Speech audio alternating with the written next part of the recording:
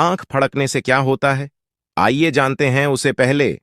हे माता रानी, जो भी आपके चरणों में लाइक एवं सब्सक्राइब समर्पित करें, कमेंट में जय माता दी लिखे, उसके जीवन में अपार खुशियां भर देना।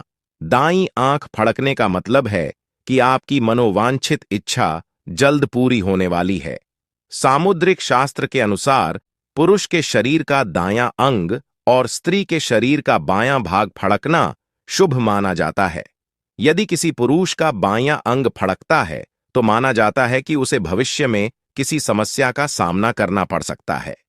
इसी तरह से यदि किसी स्त्री का दायां अंग फड़कता है तो यह किसी दुखद घटना का संकेत